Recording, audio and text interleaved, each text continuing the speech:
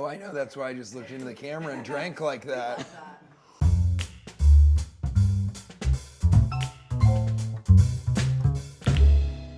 Are you ready for this to get pretty heavy?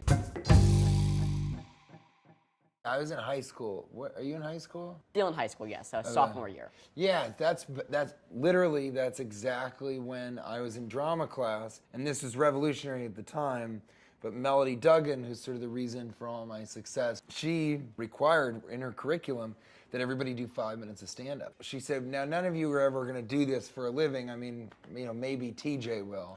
And that was the first time that I was like, oh, I could do that for a living? You could be a comedian? I had wanted to do stand-up comedy for about a year before I started doing it. And then I went to a performing arts camp. And the first day I was there, they were like doing a roll call of the counselors. And what's weird about the camp is every counselor didn't have a last name. The way they did it is they'd have their first name and then what they did. So it'd be like Jimmy the Clown. So Nick Comedy gets up. That was his actual name. And I'm like, oh, well, now it's an option. I'm gonna do comedy. So it was a similar thing where you like, it doesn't occur to you, you just know that you're good at making people laugh, you like to make people laugh, and that humor has a very high social currency. It's the most important social skill. It's the reason people that look like you and I can have beautiful wives and things like that. It hasn't worked for me, and I'll tell you that much. It will, my friend, it will. The thing is, comedy for me is not comedy girls, and I think the reason is it's the one talent you can't really do at a party. I mean, like if you're a guitar player, you can whip out your guitar, play a tune, you're gonna get girls. Yeah, but that's so lame. It is lame, you know, it's but the it lamest works. thing. What you don't realize is that you can't do stand-up at a party, but if you hold forth and you're the funniest person, everybody wants to come over and talk to you. They don't want to talk to the musician guy, because once he's done playing, he's like, yeah, you know, I mean, it's a combination between like Wonderwall if they like weren't foreign. I remember I came up with an idea for a show, actually, which is... What's the log line?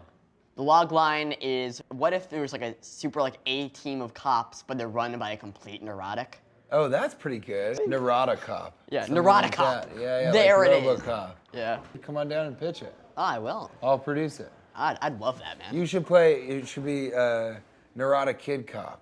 Yeah. So it's you, and somehow you're like the Doogie Howser of the police station. You're the chief, but you're very neurotic. Given the choice between superpowers, eventually everybody comes to either flight or invisibility. You know what I I've always mean? been more into invisibility. Really? Yeah. Yeah, I think I would do invisibility too, because you could be funnier about it. Yeah. Although I really like the idea of being able to fly but only hovering. I think that would be pretty funny. There's a great thing I saw this online. If you could be invisible for a day, what would you do? And the first comment was, go beat up a mime. Oh, that would be pretty funny. Or push against him. Like as he's pushing, you push against him, and he goes like this, and you just sort of move him along. I would help a mime. I wouldn't beat up a mime. I would go help one seem totally amazing. You know? Well, thank you for doing this. Thank you for having me, sir. It was great meeting you. You're honestly, you're my favorite Canadian comedian right now. I'm not Canadian. Then you're my favorite comedian. Ah!